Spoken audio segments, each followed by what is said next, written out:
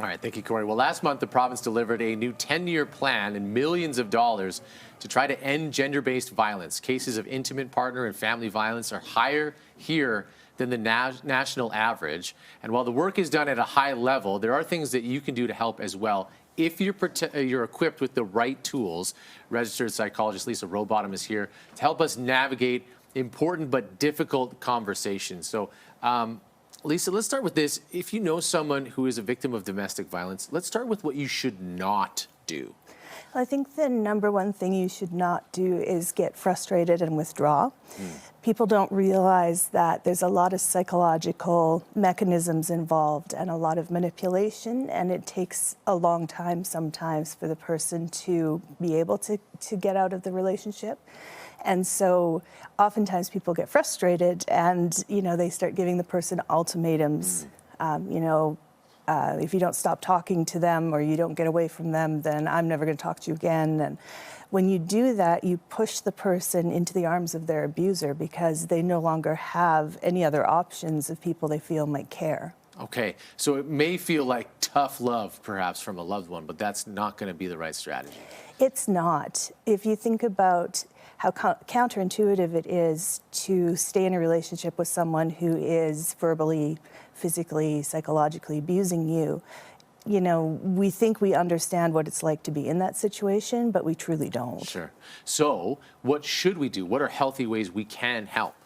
I think the first thing to do is to do some research. So read some information, read some accounts of people who were in those relationships so you can help yourself understand what's actually going on.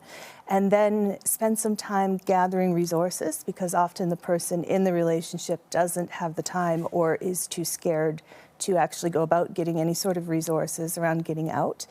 And I think the most important thing is keep in mind the person that you meet when you meet the abusive partner is not necessarily the person that the abused partner encounters at home. And so if the partner comes to you and says, this person is abusing me, sometimes the first instinct is to try and defend the other person because your experience of them is that they're not abusive.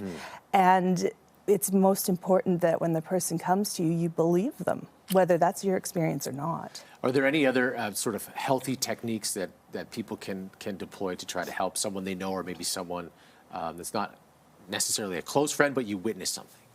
So if you witness something, you can, obviously if you're witnessing it happen in the moment, you can and should call emergency services if you're witnessing somebody being hurt. If you are more of a distant relationship with the person, you can provide them with information and resources. So the Government of Canada has a website with a list of a lot of general resources, and then it's broken down by province. And so it's a pretty easy Google search. And, if you just mention, maybe I have a concern, and here's a number that you can call if you want any more information or, if there's anything else I can help you with. And then step back as much as you can because it'll be the person's close friends that will have to be the ones to have those hard conversations. Okay, well, harder conversations made a little bit easier with your help. Lisa, thanks so much for coming in, as always, for your advice. We continue talking about these difficult conversations and how we can navigate them. If you'd like to learn more about Lisa and her work, you can visit sojo.ca.